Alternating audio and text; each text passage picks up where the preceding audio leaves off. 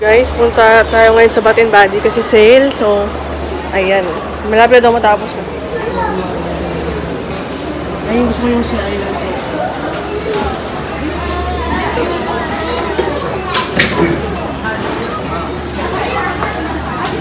Kuha tayo ni bawas.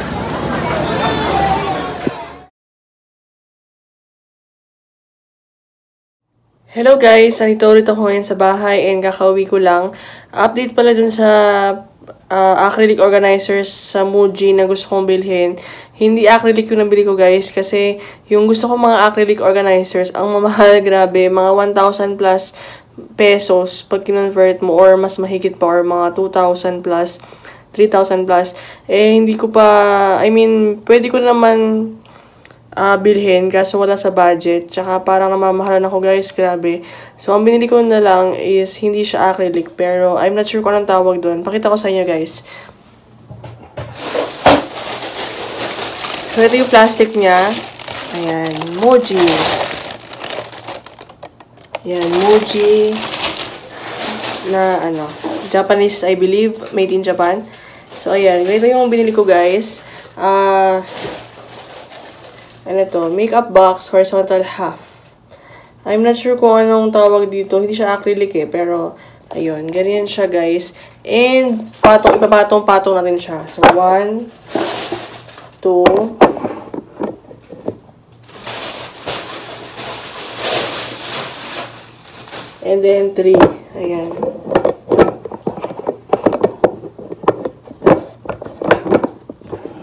Ganyan siya guys. Ayan. So, bala kong lagyan ng mga lipstick ko. And, ano ba? Yung mga moisturizer na spray ko. Ayan. Kasi hindi naman ganun karami yung mga makeup ko guys. So, sabi ko, tsaka na ako bibili ng talagang acrylic and mga drawer-drawer kapag nakarami na ako. Pero for now kasi, mahirap din na gumastos. Ganyan. Tipid-tipid din. So, ito yung binili ko guys. 20 reals siya per, ganyan. Tig to 20 to guys. So, all in all, 60 reals. Tatlo na siya. Ayan. Actually, naubusan ako ng oras. Pero, iba-iba kasi ang size niya guys. Ang maganda sa Muji, iba-iba yung size ng mga organizers nila.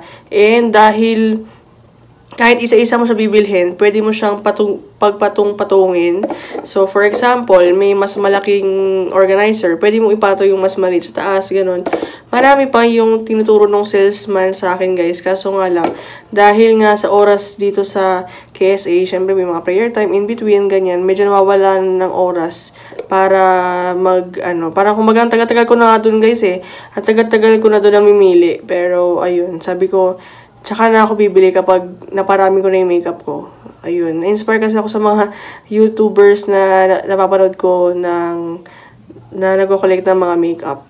Ayun. So, ganyan. So, ilipatan natin guys yung mga iba kong mga makeup, yung mga iba kong lipstick, and mga spray. So, pakita ko sa inyo guys. Ayan. Ganyan itsura niya. And after that, pakita ko na rin sa inyo guys yung binili ko sa Bath & Body na dalawa lang naman siya guys. 19 reals na lang siya. And I think yung original price nun is 80 reals per bottle, yung mist. And ngayon 19 reals na lang. So, ang pakita ko sa inyo yung nabili ko. Ayan. So, ayan yung ating paper bag. So, ang binili ko guys is ito, yung pinaka-favorite kong scent ng Bath & Body cologne. Itong Sea Island Cotton. Ayan, Sea Island Cotton ng Bath & Body Works. Ito yung pinaka-favorite ko guys kasi yung iba medyo hindi na magandang amoy sa akin, para matapang na. So, 1 and 2. Ayan. Marami pa akong Victoria's Secret doon, kaso naisip ko na just in case na hindi ko na magamit, at least pwede kong ipasalubong sa Pilipinas. Ayan. Pero ito yung everyday na ginagamit ko na cologne kasi sobrang bango niya, tsaka ang lamig niya sa amoy. Ayun guys, wait lang. Kunin ko lang yung mga makeup ko and then ipakita ko sa inyo kung paano ko i-organize. Yan na guys, so kung bala ko, yung pinaka mabigat sa kanila, yun yung i-organize. Ilalagay ko sa baba. So, unahin natin yung ating Top O Oxygen Supplement na spray. And then, yung Sanso na Moisture Boost para sa mask. Tapos, ilagay din natin yung para measuring cup. Ayan. Tapos, yung tablet. Ayan, tablet. And then, susunod na level, bala kong ilagay yung Superstay foundation ko na Maybelline. And then, yung Tony Moly ko, Panda's Dream, ng Tony Moly, na color brown, tsaka light brown. Nilagay ko to guys sa ilong. Ayan. And then, sa susunod naman na drawer, drawer talaga eh, no? Susunod na layer, alam mo, hulog na. Ayan, ayusin natin. Puro mga lipstick ko. So, ito yung mga lipstick ko, guys, from Victoria's Secret. So, Fantasy, Magentic, and yung isang, ayan, so, lagyan natin dyan. Tapos, yung ginagamit ko na NYX Super Click. Ayan, Super Click. Tapos, ano ba? Yung NYX din na kanina ko lang ginamit, itong matte lipstick. Ayan, matte lipstick. And then, meron din ako guys yung Tony Moly na lipstick. Ito yung, tingnan natin yung ano niya, shade niya. Ayan, ganyan yung shade niya guys. Mahilig ako sa pink na shade. Ayan, pink. So, ayan, lagay natin dito. Nakuhulog na. Tapos, itong Estee Lauder. Paano ba i-pronounce yun? Ganyan niya. Medyo, ano siya, brown, dark red or almost brown na siya. Ayan. Tapos, lagay natin.